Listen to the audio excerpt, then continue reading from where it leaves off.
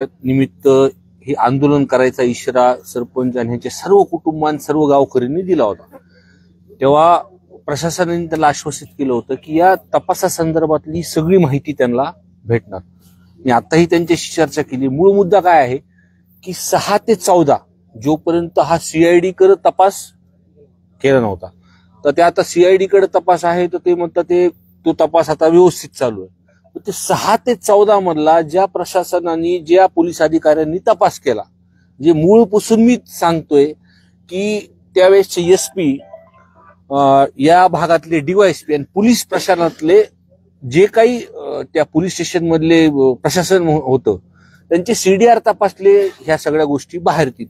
पण ह्यांनी जेव्हा एसपी साहेबांसोबत चर्चा केली तर त्यांना असं लक्षात आलं की 6 ते 14 पासून या वेळेच्या ह्याच्यामधला तपासाचं त्यांना काही लक्षात येत नाही। मग त्या कालावधीमध्ये किंवा आता सुद्धा जे लोक ह्या आरोपींना जे मदत करत होते आणि जे रेकॉर्डवरती आले, म्हणजे ज्यांनी पैसे ट्रान्झॅक्शन ज्यांनी केलं, तो डॉक्टर वायबसे म्हणून आहेत, ज्याच्या गाडीमध्ये एक व्हीआयपी ट्रीटमेंट सारखं त्यांना सोडत आलं, तो शिवलिंग मोराळे आहे। अजून एक व्यक्ती जेव्हा ह्यांचे कुटुंबाला पोलीस स्टेशनच्या तिथे ज्यांनी दम दिलं, आरोपीचे फोटो दाखवतो म्हणून हे वारंवार सांगतात, काय नाव बालाजी तांदळे म्हणून, हे आतापर्यंत या गुन्ह्यामध्ये का घेतलं नाही हा प्रश्न त्यांचा आहे। आणि हे खऱ्या अर्थाने बरोबर आहे, जे की त्यांचं कुटुंब स्वतः सांगते किंवा ते रेकॉर्डवरती कुठंतरी आले, एक तर मीडियावरती सोडताना आलाय, व तुला कुठं सापडला काय नाही, तुला कुणी फोन केला, तुला कुणी सोडायला सांगितलं, हे सगळे आजाद फिरतात आणि परत व्हिडिओ कडून सांगतात की मी मला जाताना गाडीत भेटली होती म्हणून। हा मूळ आहे ह्याचा। काय आहे, मी पहिल्या दिवशीपासून हा विषय जे मानतोय ना, या तपास सीआयडी कडे गेल्यापासून आता व्यवस्थित सरकारने गेलं तर तो चालू आहे, पण कुठं ना कुठं या यंत्रणेला तपासापासून किंवा हे जे काही लोक आहेत जे वाल्मिक कराडच्या सोबत आहेत आणि हा गुन्हा झाल्याच्या नंतर जे काही मदत त्यांना त्या अटक होईपर्यंत इकडं तिकडं फिरवत होते, ही जे लोक, हे जे काही रेकॉर्डवरती आले, ह्यांना कुठेतरी मदत होती असं मला वाटतं। आणि या मदत करण्यामध्ये त्यांचे निकटवर्ती जे आहेत, धनंजय मुंडे साहेब यांनी स्वतःच सांगितलं होतं, सगळा महाराष्ट्र त्यांना म्हणतंय की नैतिकता दाखवून त्यांनी राजीनामा दिला पाहिजे, तेव्हा मग प्रशासनाला पूर्ण मोकळा श्वास भेटेल। आणि हे जे काही ज्यांनी या आरोपींना मदत केलेली आहे त्यांना अटक, म्हणजे गुन्हा दाखल करून त्यांना अटक केली पाहिजे। आज सुद्धा म्हणजे वारंवार या गावामध्ये आम्हाला सर्वांना यावं लागतं, प्रशासन आश्वासन देतं, तुम्ही म्हणतात परत आम्ही राजकारण करतो, पण एक कुटुंब आणि ते गावकरी जर सर्व तिथं बसले असतील, लहान लहान लेकरं त्यांचे बसलेले आहेत, हे बघ या ताईची उद्या एक शेवटचा पेपर राहिलाय 12वीचा, तरी सुद्धा हे त्यांचे भाऊ, त्यांचे पूर्ण परिवार, त्यांचे सर्व गावातले सर्व म्हणजे लोक फक्त काय सांगतात की जे काही उलट सुलट सांगत नाहीत, की जे आढळतंय कुठंतरी, जे उलट कुठं मीडियावरती दिसलं जातं, त्यांना सरेंडर करताना वाल्मिक कराडला ते डॉक्टर काय नाव वायबसे असतील, पैसे ट्रान्सफर करतात, का अटक ह्यांना जी दादागिरी ते बालाजी तांदळेंनी केली होती ते वारंवार सांगतात। मग कुठं ह्यांना कागदावर घेतलं का तपासाला बोलवलं हा संशय येतो। आणि कुठंतरी मग अडचण परत या तपासामध्ये येऊ नये, ही सर्व मंडळी पैशानी खूप दानशूर आहेत, म्हणजे दानशूरपेक्षा पैशानी चांगलेत। मग कुठं ना कुठं कसा तपास थांबवता येईल ह्यांचा प्रयत्न होईल, त्यांच्यामुळे ह्यांना गुन्ह्यात घेतलं पाहिजे, अटक झाली पाहिजे।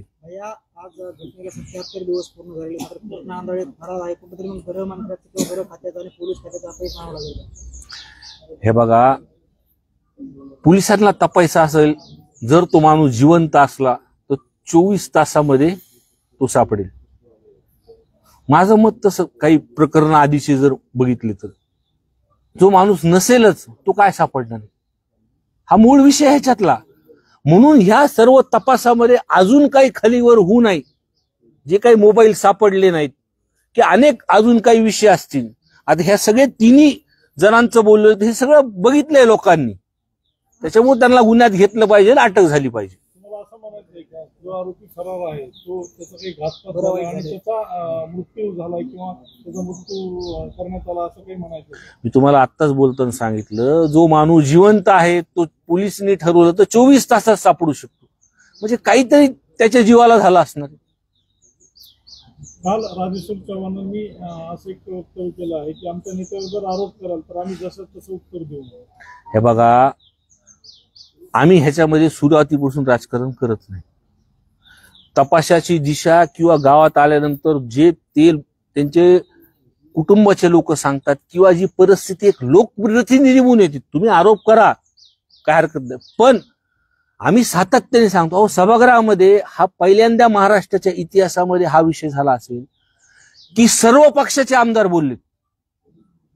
मग तिथं काय राजकारण दिसलं? म्हणजे आम्ही विरोधी बाकावरती, सत्ताधारी सुद्धा ह्या विषयावरती तडतडीने बोललेत की कुठं सगळ्यांनी माहिती घेतलीच असेल ना. एखादा लोकप्रतिनिधी सभागृहात गेल्यानंतर तो सुद्धा पूर्ण माहिती घेऊन विश्वासाने त्या विषयावरती मांडतो. या देशमुख कुटुंबाला प्रत्येक वेळेस न्याय मागण्यासाठी किंवा न्याय मिळवण्यासाठी आंदोलन आणि उपोषण करावं लागतं. हीच वस्तुस्थिती आहे ना. हीच वस्तुस्थिती आहे की काही लोकांमुळं हा सगळा विषय पुढे येतो. मग अशा लोकांनी जर राजीनामे दिले तर ह्या तपासामध्ये प्रशासन सुद्धा मोकळी श्वास घेईल आणि पूर्ण ताकदीने काम करेल. पण काय वाटतं की अन्नत्यागासारखं एक कठोर आंदोलन आज देशमुख कुटुंबीय सहभागी झालंय, गावकरी सोबत आहेत, आणि अशा परिस्थितीमध्ये जिथे संतोष देशमुख यांची हत्या होऊन केवळ 70-75 दिवस झालेत, या पार्श्वभूमीवरती आपण वैयक्तिक अशी मागणी करताय का सरकारकडे, प्रशासनाकडे? नाही, आम्ही सर्वजणच मागणी करतोय या कुटुंबाला न्याय देण्यासाठी. अजितदादांना सुद्धा या संदर्भात भेटणार आहोत की जो काही विषय चालू आहे परत एकदा आपण जसं सभागृहात सर्व आमदारांनी मांडलं होतं आणि आपण सुद्धा आश्वासन दिलं होतं, आणि आम्ही नंतर जेव्हा पण यांना भेटलो त्यांनी पण आश्वासन दिलं होतं की जे कोणी गुन्हेगार आहेत ती काही ना काही त्यांच्याकडे असणारच. ते ज्या परिस्थितीला आम्हाला जे कानावर येतो आम्ही तुम्हाला बोलतो, पण त्या कुटुंबावरती अन्याय झालाय आणि अन्याय झाल्यामध्ये काही प्रशासनातले लोकांना त्यांनाही आम्ही चर्चा केल्यानंतर ही गोष्ट झाली, ही चुकीची झाली. मग कुठंतरी त्यांना कळतंय आणि सत्य ते मांडतात. जेलमध्ये व्हीआयपी ट्रीटमेंट दिली जाते असं तुम्हाला वाटतं का? आणि नेमकं ते जर असेल तर कशा पद्धतीने ते धक्का जाईल? अहो, सरेंडर करता वेळेस पहिल्यांदा आपण बघितलं एक चांगल्या गाडीमध्ये येतो, तो सरेंडर होतो वाल्मिक कराड. सरेंडर झाल्यानंतर आपण कधी अटक झाल्यानंतर आपले गळ्यातले दोरे, हातातले दोरे सगळे काढून आपण बघतो. हे तर मीडियाने बघितले आणि दाखवलंय. बरोबर आहे की नाही? होऊ शकतो की नाही? ही कुठंतरी व्हीआयपी ट्रीटमेंट चालूच आहे ना. गृह विभाग याकडे म्हणजे यांच्यावर मेहरबान आहे यातून असं दिसतंय, आणि वारंवार तुम्ही देखील तक्रार करून याकडे दुर्लक्ष केलं जातं. हे बघा, मूळ परिस्थिती काय आहे, जे 6 ते 14 तारखेमध्ये जेव्हाचं प्रशासन तेव्हा होतं, त्यांनी तिथं काही चुक्या केल्या आहेत, आणि गृह विभाग वरती माहिती घेत असताना खालून त्यांना माहिती जाती का, हा मूळ भाग आहे. मग जेव्हा वस्तुस्थिती मीडिया मार्फत किंवा आपल्या सर्वांमार्फत जेव्हा हे सर्वजण बसतात किंवा बोलतात त्याच्यामध्ये दखल घेतल्या जाते, ही वस्तुस्थिती आहे. अजितदादा इथले पालकमंत्री झाल्यानंतर तपास यंत्रणेमध्ये काही फरक पडला, सकारात्मक पडला का नकारात्मक? हे बघा, त्यांनी कुटुंबानी किंवा आम्ही सुद्धा हे म्हणतो की सीआयडी कडे प्रकरण गेल्यानंतर जेव्हा सभागृहामध्ये सर्वांनी म्हणल्यानंतर की तपास चालू आहे, पण 6 ते 14 मधला जो तपास आहे या संदर्भातला रेकॉर्ड तिथे नाही असं त्यांना प्रशासनाने उत्तर दिले.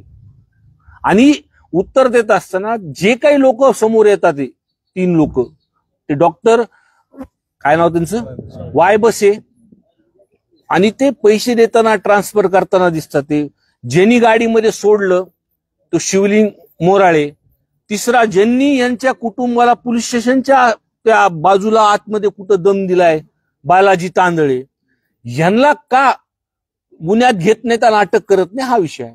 तुम्ही मध्ये जुन्नरला अजितदादांची भेट घेतली त्यावेळेस हे विषय त्यांच्या कानावर घातले होते का? मी जेव्हा पण दादांना भेटलो हा विषय त्यांच्या कानावर, आणि त्यांनी प्रामाणिकपणे सांगितलं की ही चुकीची गोष्ट झालेली आहे आणि जे कुणी गुन्हेगार ह्याच्यात असतील, जे कुणी, त्याच्यावरती कारवाई होणार. पण तुम्ही सांगून देखील काहीच होत नाही. नाही, काही काही तपासामध्ये काही गोष्टी पुढे येतात. आता आम्ही विरोधी वाकावर म्हणल्यावर विरोधीच बोललं पाहिजे, पण कुठं पहिल्यापासून सुद्धा सांगतोय की एकदा सभागृहामध्ये या सरकारने दखल घेतल्यानंतर काही बदल दिसतात त्याच्यात. पण जे काही चुकी आधी झालेल्या आहेत किंवा जे काही तपासामध्ये आम्हाला निदर्शन येतं, त्यांच्या कुटुंबाला येतं, ती वस्तुस्थिती तर मांडली पाहिजे. परत 2 तारखेपासून दुसरं अधिवेशन सुरू व्हायला लागलं. मागच्या अधिवेशनामध्ये तुम्ही हा सगळा मुद्दा उचलला होता, त्यामुळे वाचा फुटली होती.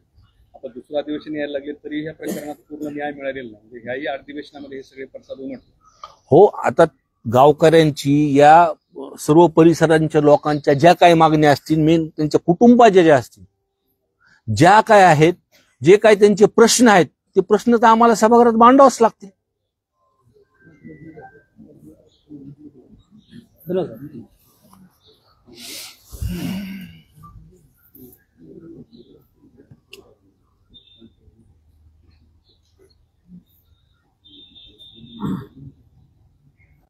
नाना कुठे ते असं बाहेर गेले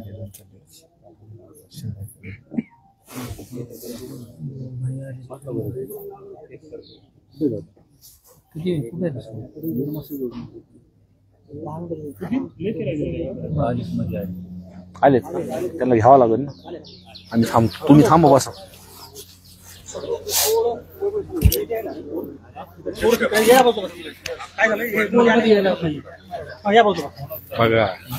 काय झालं?